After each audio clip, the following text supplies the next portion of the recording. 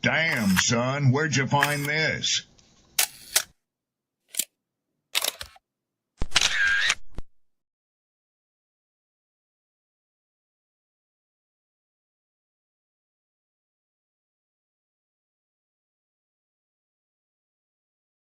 People don't be offended by the truth. They be offended because you called out the truth. Simple as that. They don't want to hear any other narrative that makes them look bad. One thing I can't stand at this big grown age is somebody who act like cause and effect does not exist. Like, yes, your actions caused this outcome. Yes, what you did lit the match. Like, why are you surprised and playing victim? Guys, Chico, they never lied. That's how you know somebody doesn't respect you. They listen to reply, not to be understood. They cut you off. They minimize what actually matters to you. They laugh at your boundaries, and then they call you sensitive when you try to hold the line. They show up late, they cancel last minute, forget the things you've told them, because in their world, your time, your energy, even your voice aren't a priority. They're just an option. You see, there are two kinds of people. Those who adjust when they realize they've actually hurt you, and those who expect you to adjust so they don't have to change. You don't need to be disrespected loudly to be disrespected deeply. Sometimes you'll see it. It's just in their tone, in their patterns, in the silence after you're known. Respect isn't what they say when they're watching. It's how they act when they think you'll tolerate it.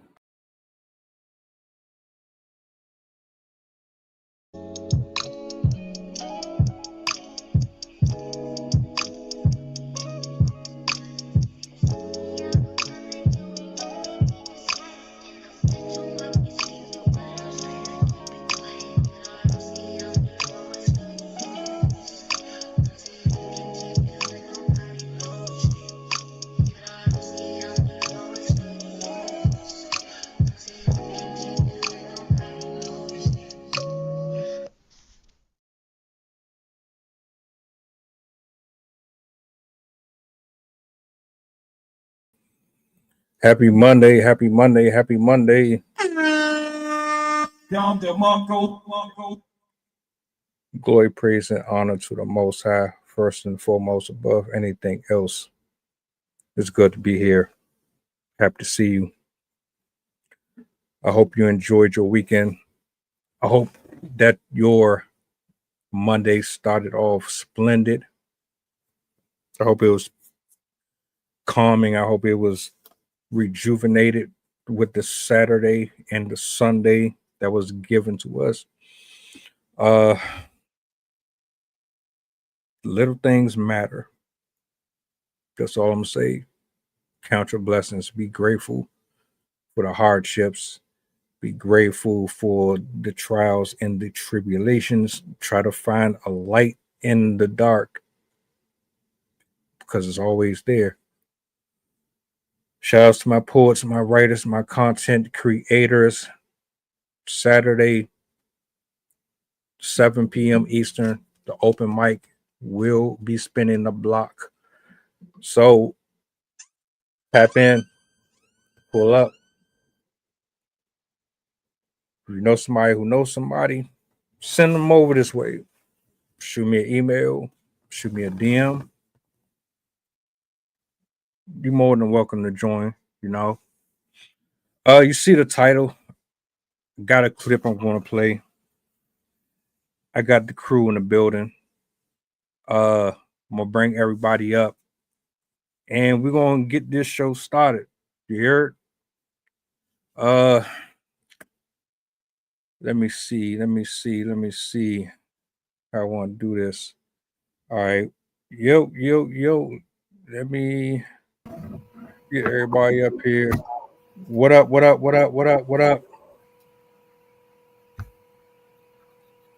Happy Monday, folks. As well. What's going on, everybody? How's everybody doing? Happy Monday. Yeah. Gucci, how y'all doing? Cool. Sydney already got a chance to meet Coach Trill, Rob. He's joining us on the panels. The last couple episodes, he's been dropping nothing but bombs over here. The energy is always right there. Natural as far as I'm concerned. I appreciate you for being here with us. Talk to me. How was y'all weekends before we get into this?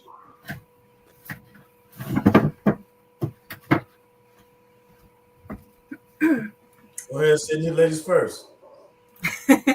I'm doing pretty good. Don't mind me. I just have piles of books that I haven't put back yet. So I figured while I was in here, I'd do that. Pretty good weekend. We went to the beach yesterday, which was really fun.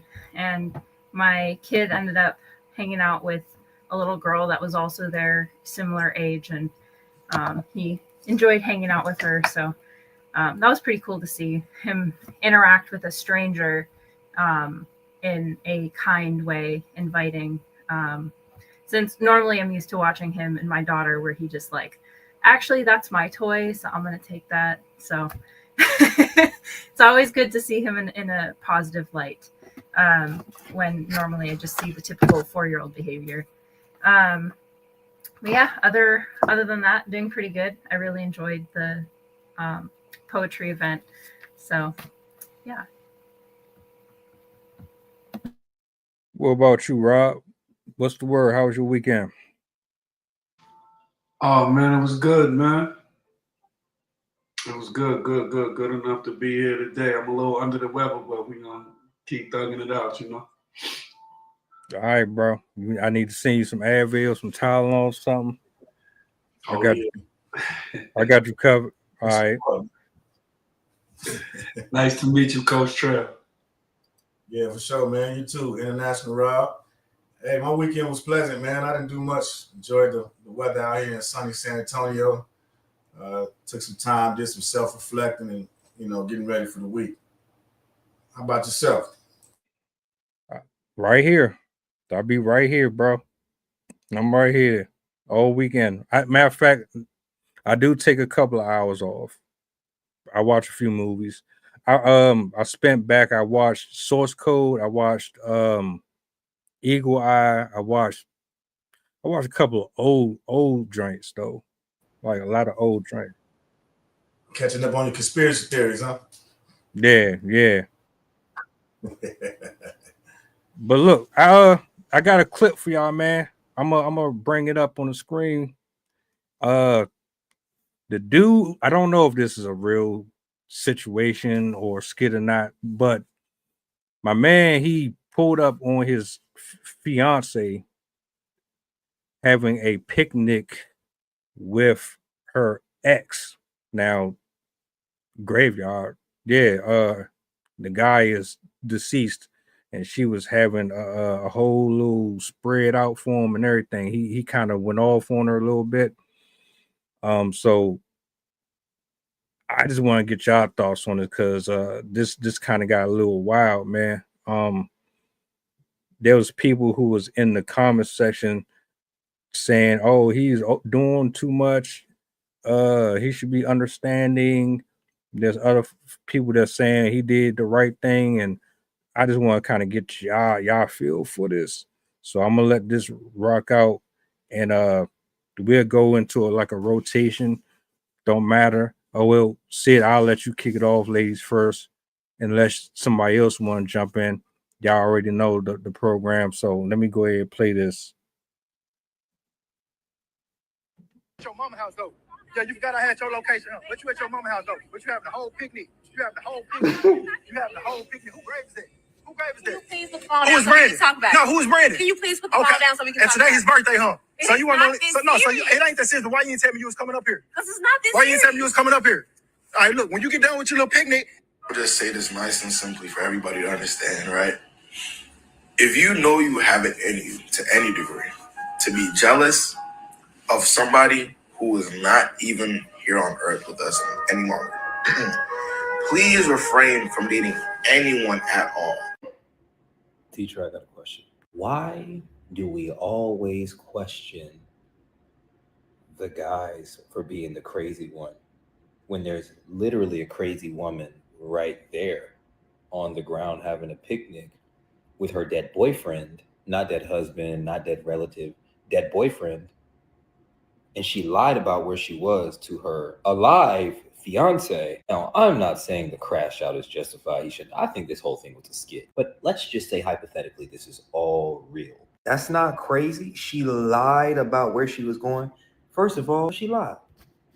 Let's start there. If your girl say, I'm going here, I'm gonna be at my mama's house, and she literally like planning to throw you off to make you think, oh, she's at her mother's house, and she's actually not there, that's a problem in itself. Also, this is the most important part of this whole situation. If you're still obsessed enough with someone who you were romantically involved with, but they died, to go and set up a picnic by yourself to memorialize them, right? You can't not love me properly.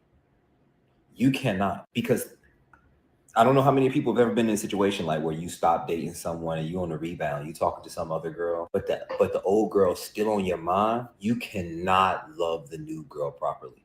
You cannot care enough. I don't know about y'all, but you cannot care about the new girl properly. She get an attitude, you be like, what's wrong with you? The love of my life had left me, and I'm trying to keep it together. And just because the other guy is dead doesn't mean she doesn't feel that way. You cannot take the new guy, your fiance, serious if you're still having picnics that you're lying about going to with a dead guy. That's a problem. That cannot be it.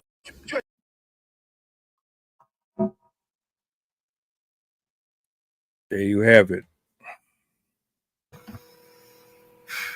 I definitely have mixed feelings about this one because it's not like this person is alive anymore.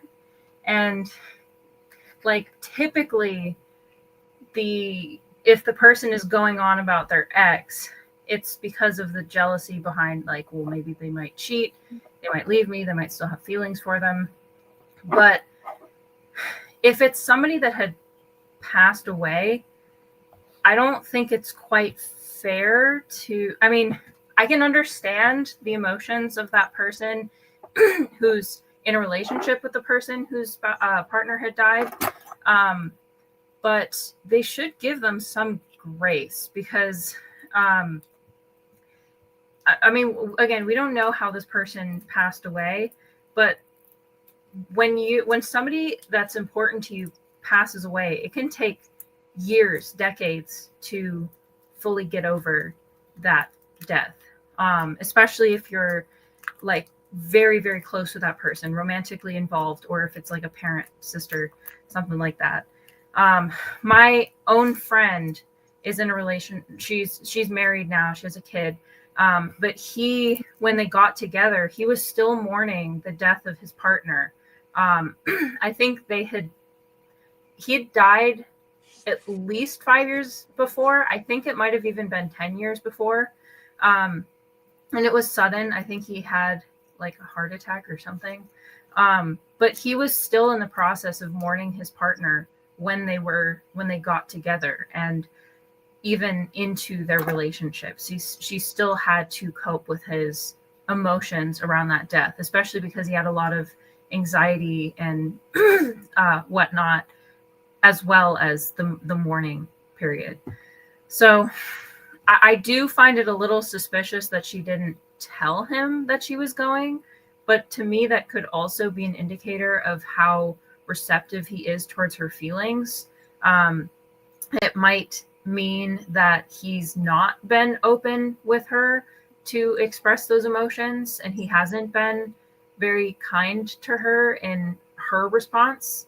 And I feel like if somebody is in a relationship and they care about that person, they want to be with that person, they should be willing to walk with that person through those difficult emotions. Again, it's not like she's cheating. It's not like he found her at a picnic with that man. She just happened to be at his gravesite. I do think it's a little bit strange to do the picnic aspect of it. But again, I feel like a little bit more kindness should be afforded to her. And again, I don't know exactly how long it has been since they died or the circumstances in which it happened. But yeah, I feel like she deserves a little bit more grace. Just maybe in the future, she should be more honest with him and maybe find other ways to express her grief than a one-man picnic.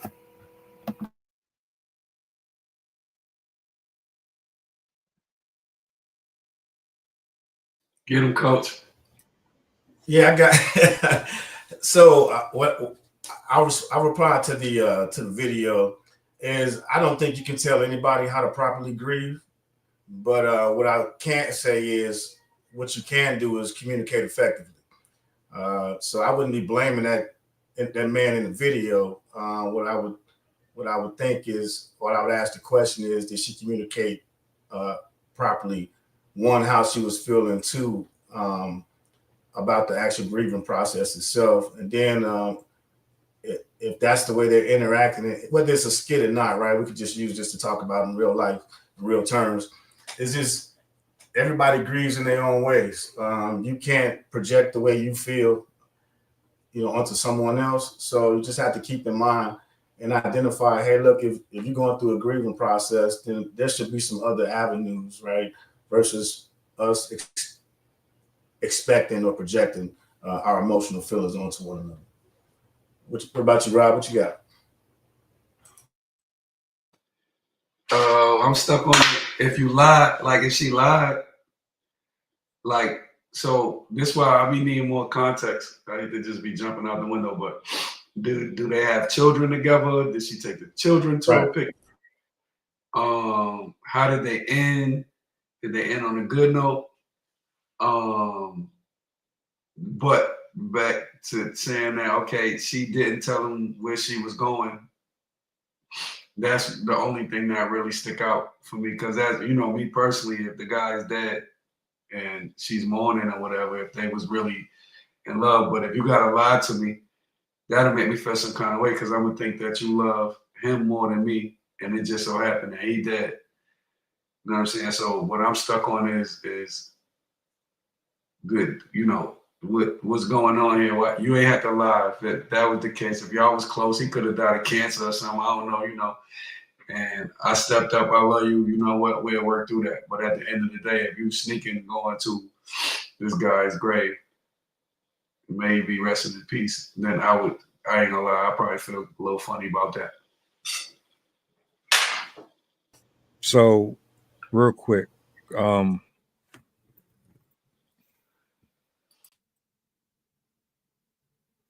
I think he was a little, he handled it. He could have been a little more calm about it, right?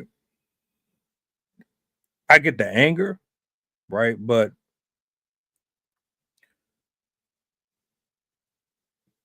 screaming and yelling, all of that, I didn't think that was actually necessary. The problem I have with this is the communication part. I think everybody pretty much agrees on that part, because I'm looking at this situation and you getting involved with this woman. Clearly, there's some details and some information that's been left out in the dating process, in the vetting process. We ask, what's your favorite color? What you like to eat and stuff like that. We don't ask about your credit score. We don't ask if you suffer from any type of trauma. We don't ask those real difficult questions at the beginning. We tend to kind of ease our way into those things later on, which I think is a real problem. As far as I'm concerned, you should just rip the Band-Aid off. But this is a piece of that discussion that was missing. I guarantee she never brought this up before. And if she did bring it up, she was very elusive about how real and how serious it was. So that's where I'm looking at it like, okay, so you didn't feel like you could come to me and talk to me about this?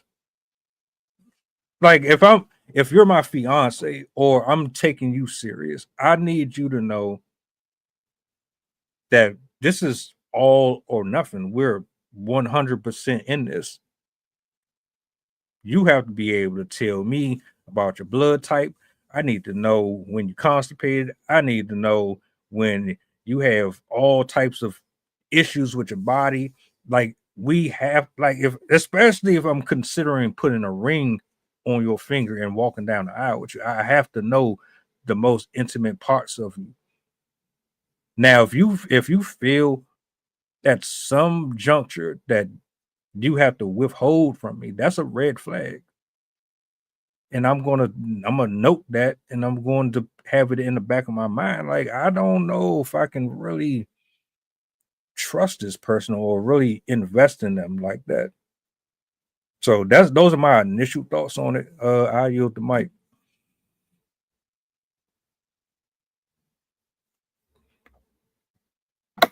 How much do you think this reflects on him? Because I do wonder, I don't think it's completely one-sided. I do suspect that there's elements of him not being a good listener. Just from my own personal experience, like men who are not, what's the word I want to use? Suspicious, I guess. They tend to have their own trauma that's based out of. Like, people generally aren't just suspicious just because. Usually there's something that has happened in their past, something that has been grown into them because of their family, how they were raised. It could be a number of things, but I do wonder how much of it is him projecting onto her and his own like insecurities. Because as I said, I do find it very strange that she didn't feel comfortable saying that to him. And just like, if I was in her shoes, just kind of imagining how that would go with my husband. If I was like, yeah, I'm going to go. Obviously none of my exes are dead, but like, if I was just like, I'm going to go visit my ex at the cemetery, that would not go over well. He would probably think I had gone crazy. He would like, he would seriously sit me down and be like, no, this is not going to work. I need to understand why this is happening, why you're thinking this way. And it is kind of rooted in his insecurity. He's had his issues because of his life and what he's gone through. And so I would understand that some of it is that, and it's not completely his jealousy over this ex. So I do again wonder how much of this is her and how much of this is him, because again, it's not a one-way street.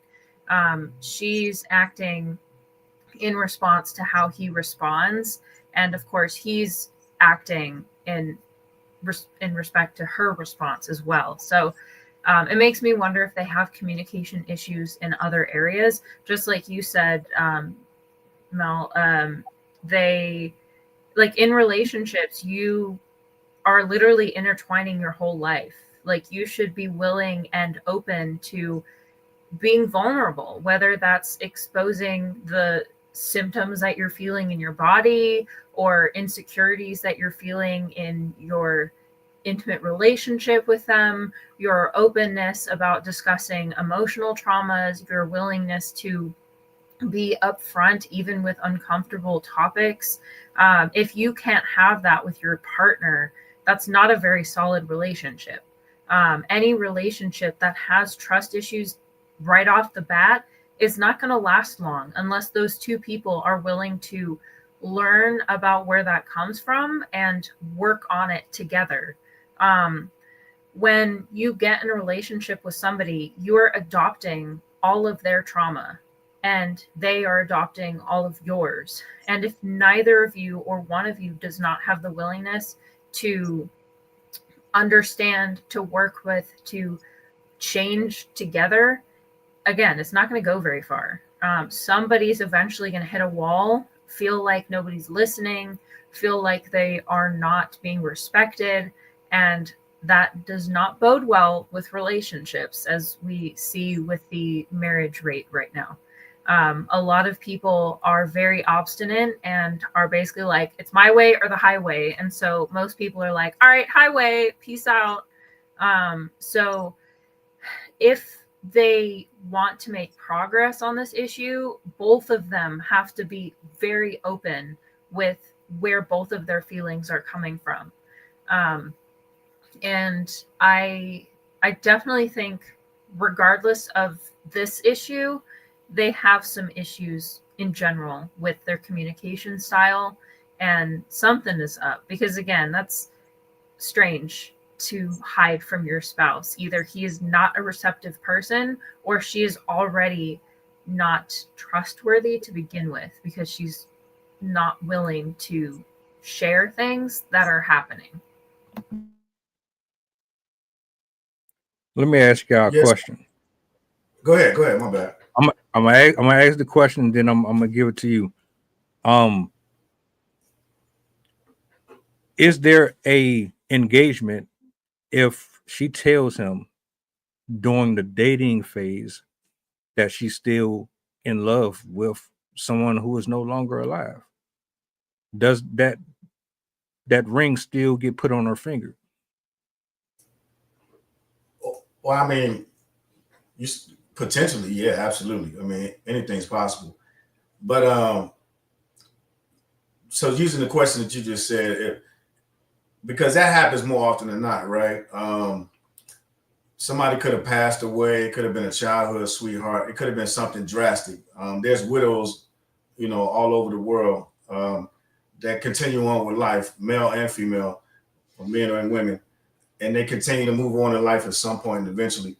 And to think that you could possibly compete with something like that, it's everybody has ego, so it's completely up to you. But I think, again, talking to the level of maturity of the people, everybody has emotional boundaries. You know what I mean? If that makes sense. You have to establish those in a relationship, and that comes down to effective communication.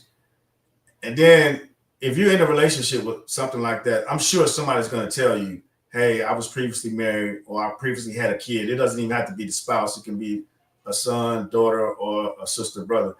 And if you choose, you make a conscious decision to be in that type of relationship with somebody, you have to understand that there's ways of handling grief.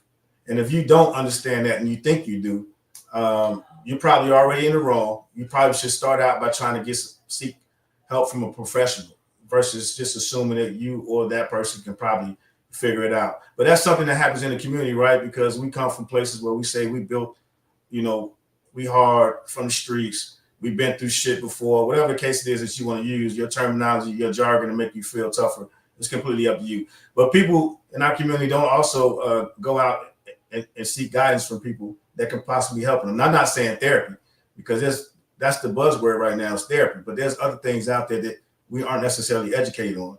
Grief counselors, speaking to a chaplain or somebody that you can just vent to, help groups, different things like that. And then understanding, if you walk into that type of relationship, you got to understand that you're going to be revisiting the past. You know what I mean? It's a process. If you think somebody's just going to get over somebody just because they met you, then you probably weren't listening to the identifiers and the receptors earlier in the relationship. So again, it goes back to whoever the sender or the receiver is in that relationship. I'm not saying it's the man or the woman, but it goes back to communication and being an adult to be able to communicate those things. And to wrap it up real quick, just again, man, open communication. That means you have to be able to receive the information, understand it, comprehend it, not just shake your head, yes, I heard you, and then repeat some shit, right back to me to make you think you heard what I said. You got to be able to understand it, and you got to be able to process it. And then you got to be able to take accountability, because blaming somebody else for something that you can't, identify with, and you can't hold yourself accountable, that's also not the answer as well. Over to you, Rob. What you got? I know one thing for sure. When you love somebody, a lot of times you will let them get away with a lot. You're going to let them do what makes them happy. But again, the problem would be the lie part. I might go to the picnic with you. Rest in peace. Right. It might have been the homie. Like, yo, that's, you know, that was my friend. He might be happy we together or whatever. He won't want you to be with somebody.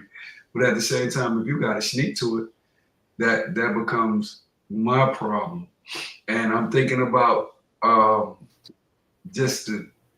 like speaking to her, I'm thinking about Tupac. A lot of times, it appears they said that a lot of the girls were still in love with him when he died. They went and got married, right? But their true love was Pac.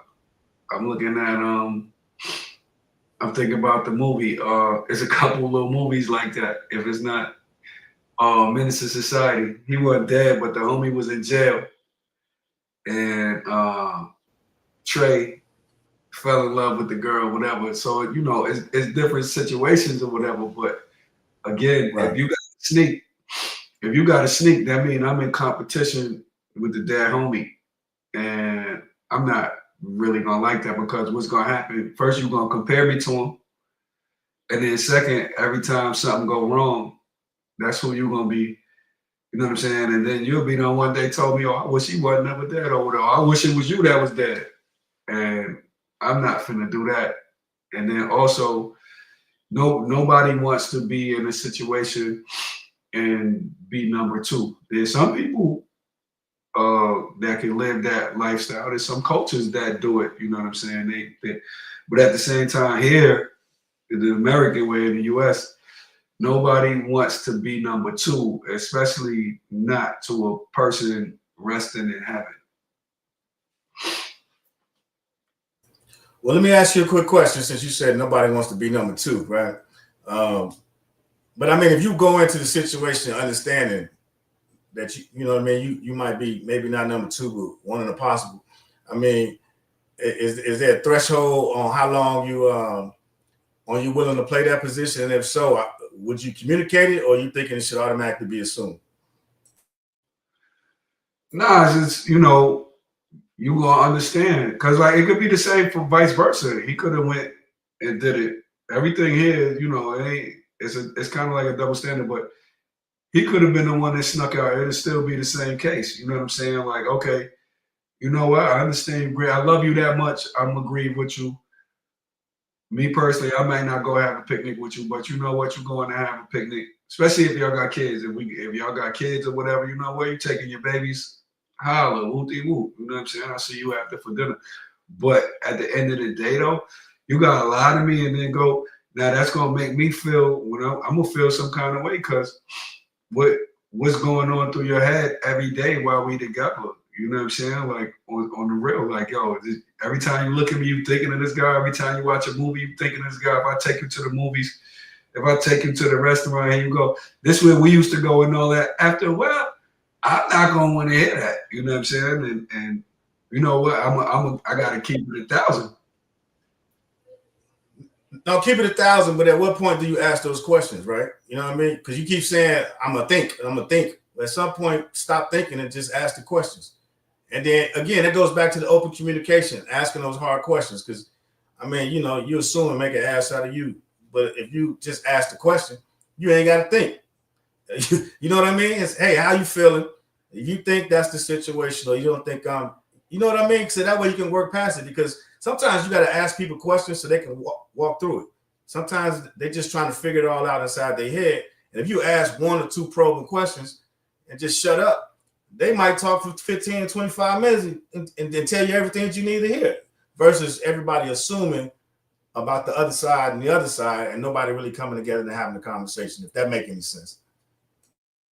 Oh yeah, you absolutely right. And hopefully that will be discussed, but I'm stuck on the lie part. Like, homie look like he ain't know.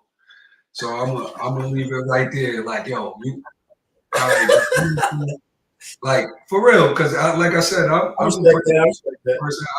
I know when you love a person, again, you will let them get away with murder a lot of times. You know what I'm saying? Like you hide the body, woo, woo. But at the same time, yo, you had to lie to go do that. That's like, now I'm gonna be looking at you some kind of way. And I think that comes to a person identifying and knowing their value and their self-worth. Because if you know your value and your self-worth, you might let that go once, twice, You know what I mean? But not 3 times a lady. You know what I mean? You're going to cut that off. You're not going to let that continue to happen. But I think, we give people chances, man. And nothing better than, the best thing is change behavior. People say all the time that, they'll do something different and they'll be different. But, as long as you're open-minded and then you allow that growth for that change behavior, I think we all on the same page. What about you, Sydney? What you thinking?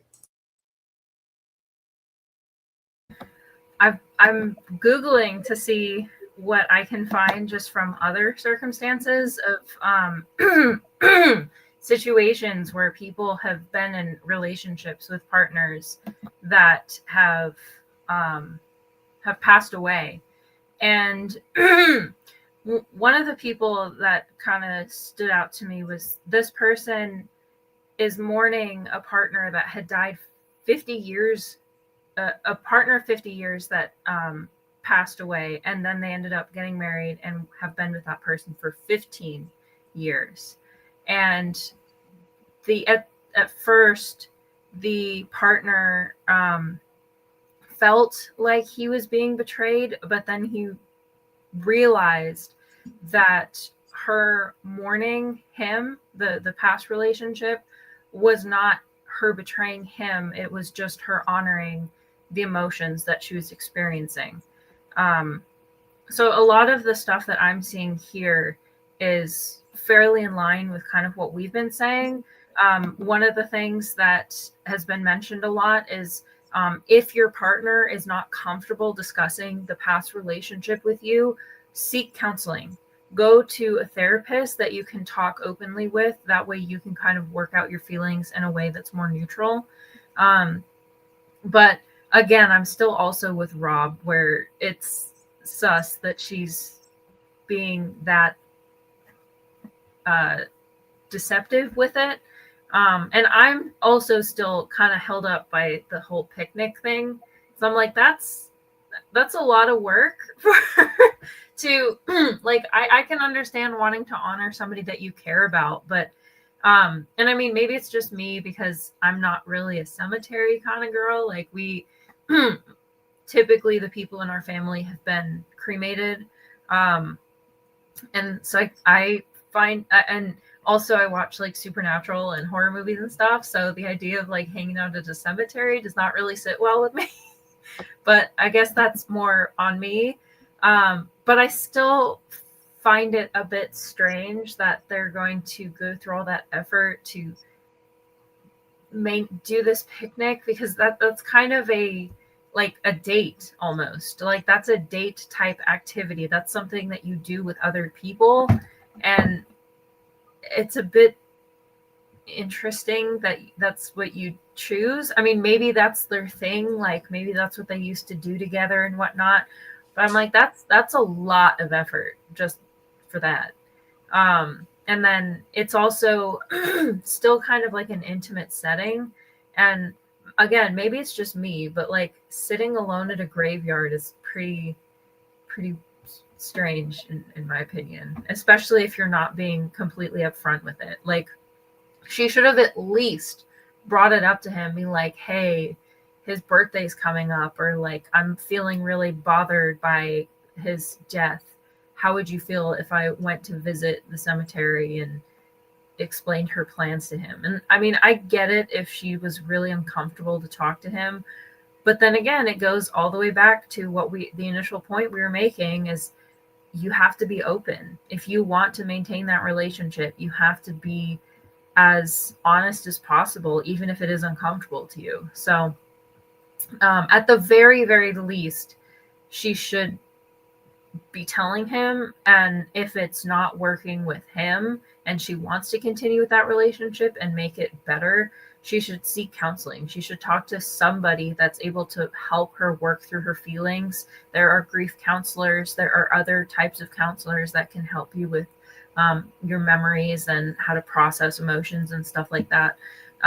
So I think it would be important for her to seek out something like that, because it's very clear that she's not able to process her emotions properly since she's not willing to be open with them. And I imagine that this isn't the first time that she's been kind of deceptive about that. I also imagine she probably downplays how much she feels about this relationship. I can also imagine he probably, like, she could even be the talkative type where all she does is talk about him, which for her partner would be extremely off-putting. It would be almost the equivalent of talking constantly about a living ex and how much you love being with them and stuff like that. Which from an emotional standpoint, I can understand why somebody you're in a relationship with, like, as you both had been saying, you don't want to be last in the relationship and feel like someone else who isn't even here is being put before you and is being favored over you, especially if she's prioritizing the technically non-existent feelings of this ex over the existing feelings of her partner. And it another point you guys brought up too is the whole cultural aspect, where, like, just for example, like in Mexico, it's very, very common to do a lot to respect the dead. And there's a lot of, not holidays, but like events and, I guess they're holidays, but time periods where people can get together and remember all of the people in their lives that have passed. And there's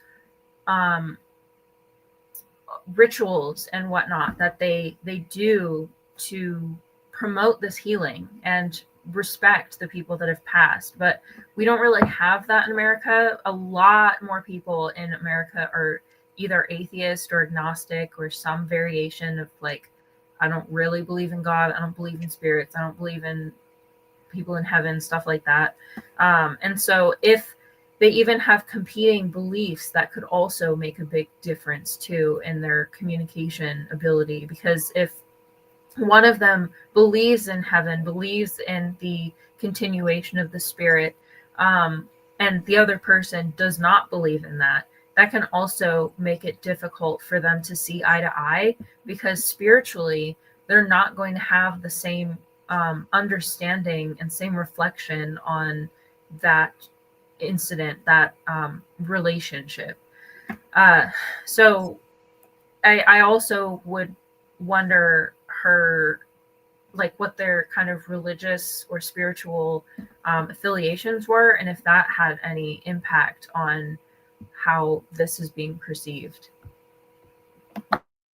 I would prefer people who are in the healing process. I would prefer that you take care of yourself first. Life is short.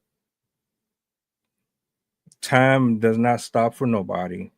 And the world is going to continue on, whether or not you're in the dating pool or you're outside of it. You're going to be okay if you don't date for a little while. There's nothing wrong with being out of that system. It's okay. You do not have to be cuddled up at wintertime. You don't have to have somebody in your face every single second of the day. Everybody wants it, but are you in a space where you can nurture it the way that you need to? There's just some questions that you need to ask yourself before you jump out there with anything. Buying a car, signing off on contracts, shaking the hand of somebody, making business transactions, anything. You always have to have that mindset. Well, I need to think in the future. Am I going to be able to pour into this like I need to? Am I going to be open? Am I going to be available to this person? Or anything for that matter?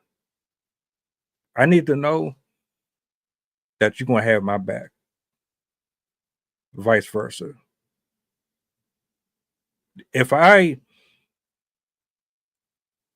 if I'm willing to risk my life and lay it down for my brother or my sister, I already understand the consequences, the dangers, the ramifications of the choices. I know what I'm getting involved in. It would be an injustice for me to have poured 6 months, 6 years, 20 years into a person and then automatically think that I'm going to meet somebody right next door to me and then they're just going to whisk me away and change my life forever. And I'm just going to be able to forget that any of this right here happened. Like any of this meant nothing. It's impossible. And the damage that it does to you emotionally, spiritually, and mentally, it can't be coaxed. You can't just put ointment on it and expect it just to go away automatically. It don't work like that. Time is the only thing that can help and assist with healing. And you, my friend, have some things that you need to figure out. Now, something that you had said earlier said that I think that needs to be reiterated. Did he make the space for her to be able to open up in that manner? So let me paint this picture. I see somebody I find attractive, right? This is off of the street. We hit it off. We set up a date to go out. I'd say by the second date, the first one was cool. By the second date, I'm asking questions, more complex questions, because I'm a complex thinker. I don't like simplistic dialogue. We actually have to do this dance. It's communicating is a dance. It's a special type of tango. It helps you determine if this person has the type of personality that's going to align with yours, or if this is just something where you're passing by at some point. I'll tell you, if I'm even in that space, I'll tell you, look, I'm not really trying to take nobody serious. I can't. I would love to, but my heart is still somewhere else. I haven't really figured out how to really fully come out of that yet. And it would be irresponsible for me to bring you into my world knowing that I can't articulate your love language in the ways that's necessary, because I'm definitely going to demand you to do it for me, and you might not be able to do it. I might not even allow you to do it because you got that wall. I can't say if he made it that type of relationship. It feels unfortunate because I look at the story and it's like, well, he cared enough about her to propose to her, right? So there had to be some level of communication there. But oftentimes what I find in situations like this is a lot of y'all be getting proposed to and getting married, but you really don't be knowing the person at all. You think you know them. You got the jitters and the butterflies and stuff like that, but do you really know them? Do you know them demons? Have you danced with those? Have you ever sat there when the person crashed out on you and everybody around you and they tried to burn everything down and you had to help them put the fire out? Have you ever gone to war with them when they were going through their spiritual and mental stuff? Have you ever been in the crossfires of things that wasn't directed towards you, and then you had to figure out, well, this wasn't really about me. This was about something else. I understand that. I know this isn't targeting me. Let me acquiesce to the things that she is dealing with based on stuff that happened to her 20 years ago. Have you been in those type of scenarios with the men and the women that you're dealing with? You probably haven't. most of these relationships be superficial.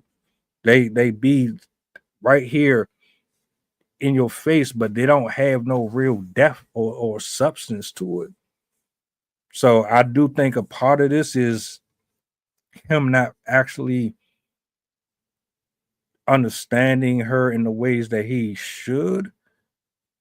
And I don't think either one of them really respected each other enough to actually, I don't know, create that system that benefits them both.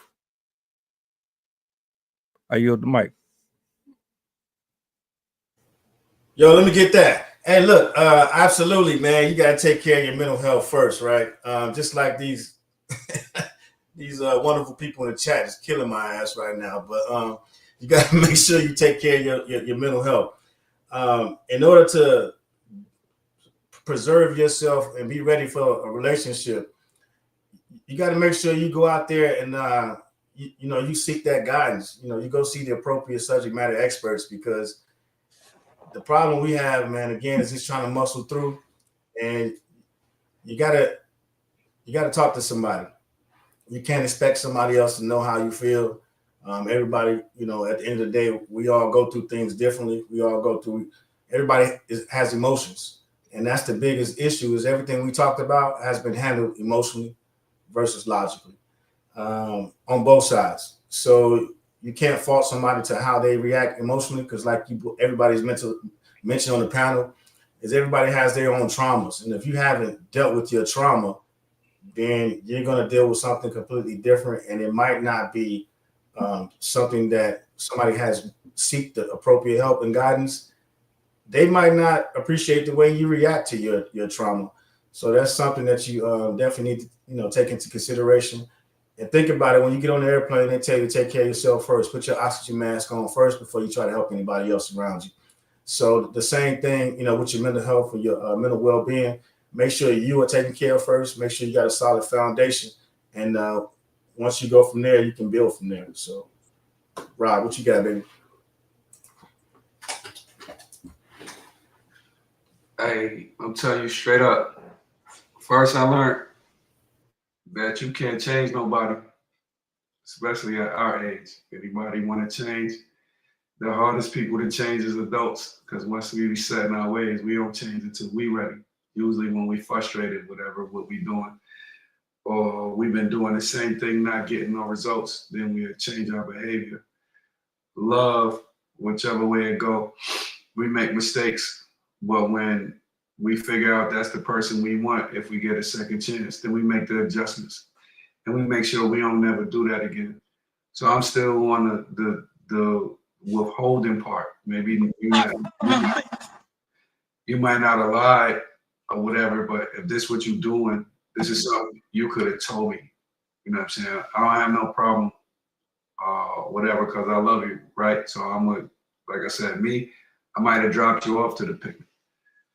You know what I mean? I take you to Publix and get you a sandwich for your picnic, buy your chips. But at the same time, let me know first. You know what I'm saying? Because I know, okay, if I know that you're still grieving this person, or if y'all got some kind of ties, or y'all was linked into the family, it's not going to be easy to let it go. But as long as you still love me, after a while, maybe you'll see me. But if I got to be competing with this guy, I'm going to feel some kind of way. I was also thinking something else to where it's kind of like on the lines to where you will let a person ride to a certain extent and do what they want, but then if it becomes disrespectful, then it'll be bad for your relationship, and it'll be bad for you mentally, right? Because a lot of times when you love a person, if you don't have your self-value, or your self-worth or your self-respect, you will let this person be doing stuff like this and that. You'll be chasing them around, and that'll drive you crazy. And certain times people will kill themselves, you know what I'm saying? Because they're like, why this person don't want me, da da da da da. So to a certain extent, like y'all said, first you gotta vet a person out. And that's what I was thinking, that people don't be caring. a lot of times people don't care. I don't care who was in front of me. I don't care what's going on. It's me now. It's my time now. And that's cool to a certain extent. But for the most part, now that I know what I know, you got to vet people out for years to come. You got to get to know them. I'm like you, Deep, now. Like, what you know, past, what's your favorite color? What's your favorite food? Who was your family? Who was you with? Where were you? What were you doing for the last 5, 10 years? I want to know everything. And then also knowing that people change every day, how you gonna be feeling later? So like I said, I'm thinking of Pac right now, to where they have a couple relationships or whatever that's supposedly been on for a while, Tupac that is, to where these people was coming out 20 years later like, yo, that was my first love. And then at the end of the day, Pac was on everything. So like, you mean to tell me 20 years we've been together? We've been together 20 years. You was thinking about this guy the whole time this guy's dead. So I don't care who it is. You can talk and say you don't care this or that. But at the same time, you're not gonna want to be in that. You ain't gonna be the one. You ain't gonna want to be the guy on TV like, yo, yeah, well, I love Pac. He was my second choice. You know what I'm saying? When you pouring your all into this person. So, you know, skid or not, whichever way it went, at the end of the day, I felt like you could have been honest with me, and then I could make a decision on my end to see how I'm gonna deal with it. I think the problem is you don't want to rob somebody of the option. Give me the option to decide if I want to be here or not.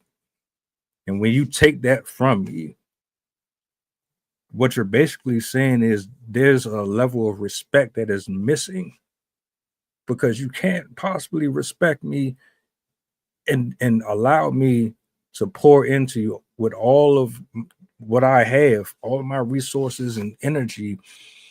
And then I just out of the blue just find out, oh, by the way, the person that I thought that I was going to spend the rest of my life with is no longer here. And I ceremoniously go to them every year to pretty much commemorate their passing. You might have came off better just telling me that sooner.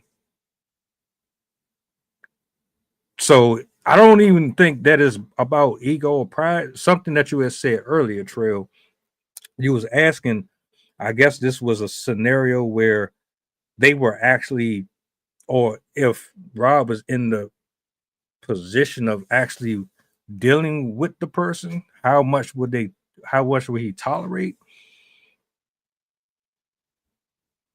I don't want no parts of it in general.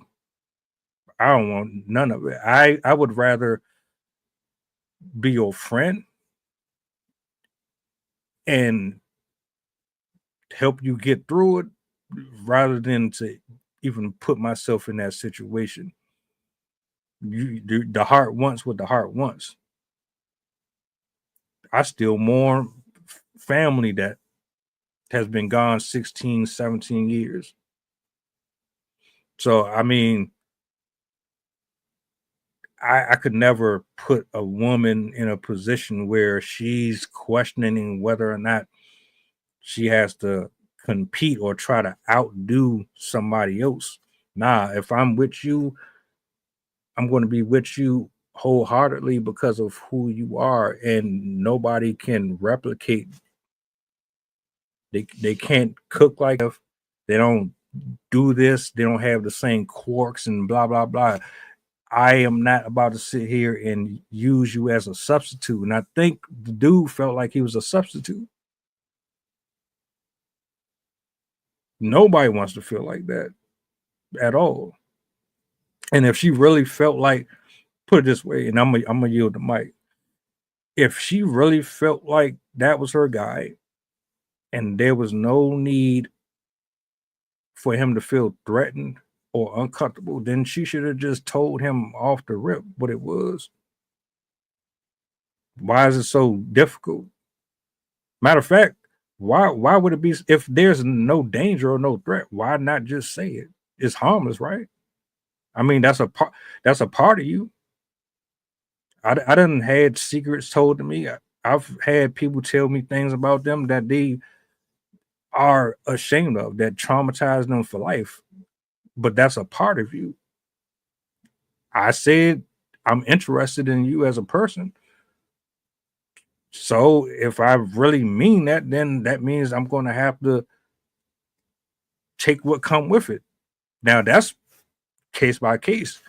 Trail, you might not want to deal with that. You might have your limitations. Rob might have his limitations. Sadie might have her limitations. It's a case by case, but give me the opportunity to decide if I want to or not. I yield the mic. If anybody got anything they want to throw in.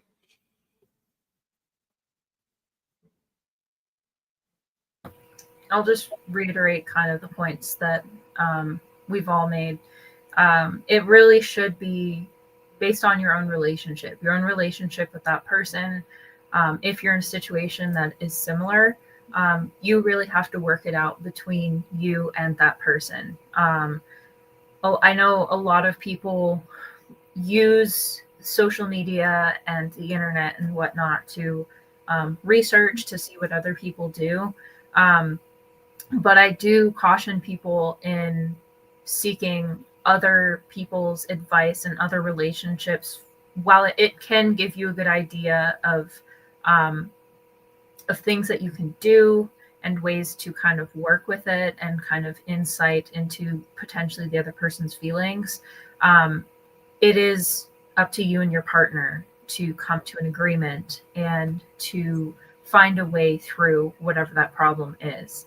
And there also is no shame in you finding an impasse and not being able to work past it, because again, everybody's different, and some people might just not be able to get past that feeling that they're being put second. And there should be really no shame on either person, because if a person is still dealing with their grief and the other person's not ready to work with somebody that's going through grief of a partner, there should be no shame in either end. And it would be difficult to go through, but I think it would be better to make your peace in private, or like do what you need to do to get over that relationship, than try and force a relationship through that isn't working, that isn't good for either of you. So I think overall, again, it's a case-by-case basis. You really have to find whatever works for you and your partner, and if you do decide to proceed and do decide to work with each other to make progress in that department, have patience, because again, grieving can take a long time. It's not a process that you can rush a person through. And if you rush yourself through the grieving process, often it leads the grieving process to be incomplete, and it can cause problems down the road. So patience is incredibly important in this situation. Understanding is very important, and honesty is very important. And I think really that's where this relationship went wrong. It's not the fact that she was grieving her partner. It's the fact that she was not upfront with the grieving process that she was going through. They're also probably on the male partners end, there was a lack of receptiveness and understanding. Maybe he wasn't as approachable as he could be. And so that's something to keep in mind, that if you are in a relationship with somebody, you have to be open and sensitive to how they might be feeling, because grief can be incredibly hard for people, especially if it's a partner that they were in with a long time, or if they were very close with, even if it's not even a partner, even if it's just a friend or something like that. And again, if you need help and your partner is not able to offer that, but you want to continue with the relationship, seeking counseling is never something to be ashamed of. Counseling can help people in a lot of situations, not just grieving, but having a party who is neutral and can help you, who has the skills and expertise to kind of walk you through, understand your emotions, and kind of, one of the nice things is they're an outside perspective that can help you notice things that you might not notice yourself. or that your partner might not notice in you. So that can be highly beneficial to you and your relationship. Even relationship counseling can also be beneficial. But don't be afraid to seek outside help. Don't be afraid to be honest. And again, if it's not working for you, don't be afraid to choose to go separate ways if it's better for your mental health. Hey, that was awesome, Sydney.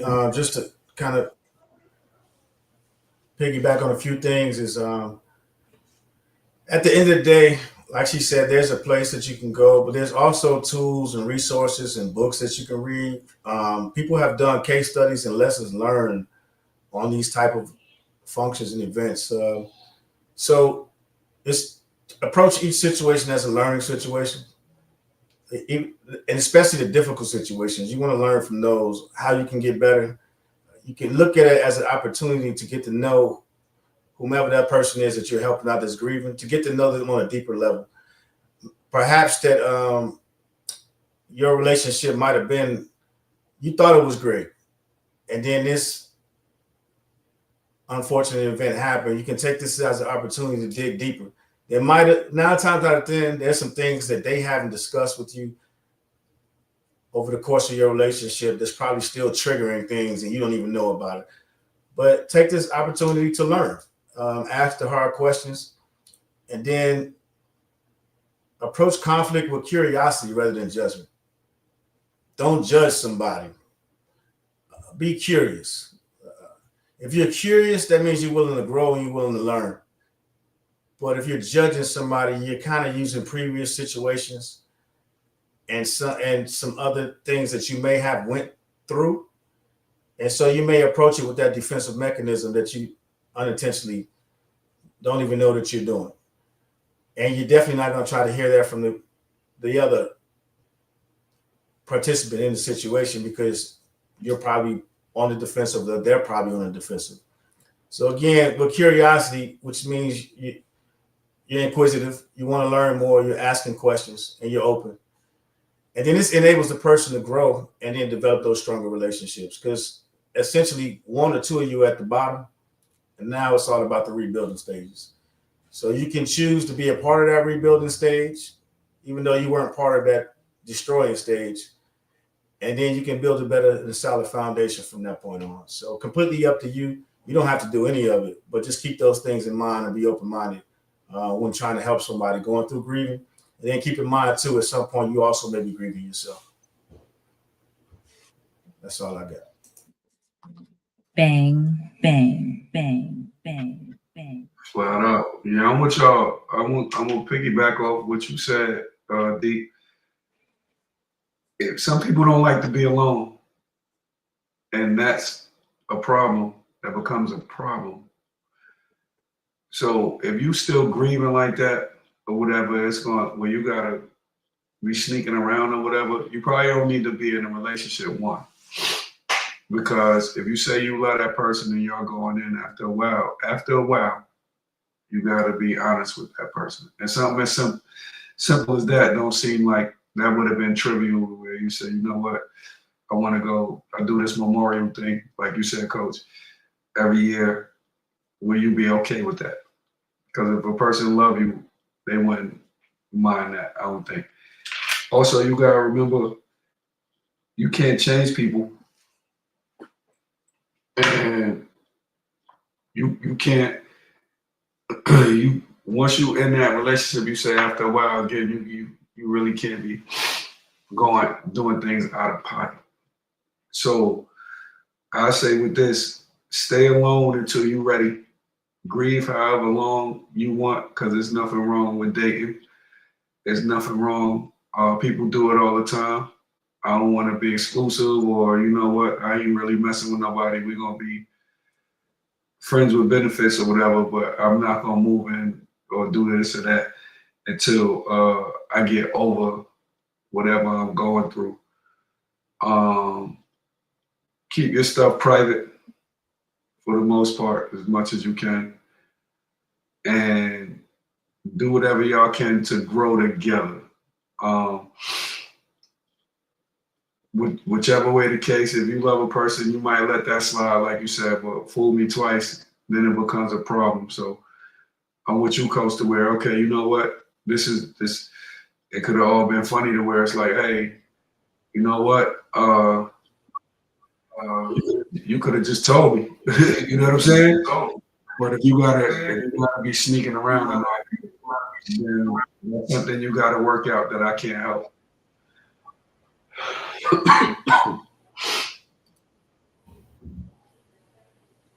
Maybe it's a closure, memory, guilt, unfinished conversations, honoring a loss, but nonetheless, how you go about it is the key, especially in a new relationship. Just in response to that right there, my final thoughts before we close out. The reason why you should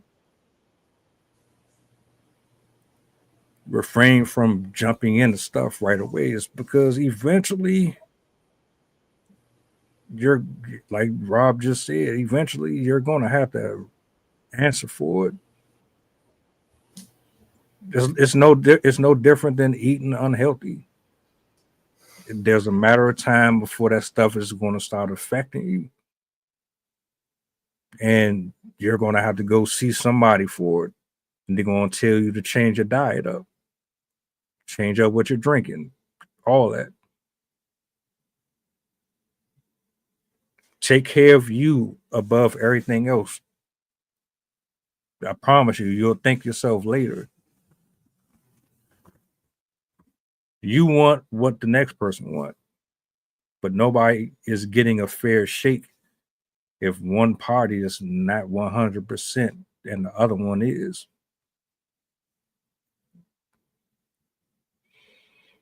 Shout out to everybody that pulled up today. Everybody in the chats from Squish. The names that I haven't seen until tonight, I appreciate y'all for hanging out, good, bad, or indifferent. Shout out to Rob, shout out to Sydney, shout out to Coach. This was a pretty dope one, bro. I love the wisdom here. I absolutely love it. Communication seems to be the main theme, though. Don't know why we haven't figured that out yet, but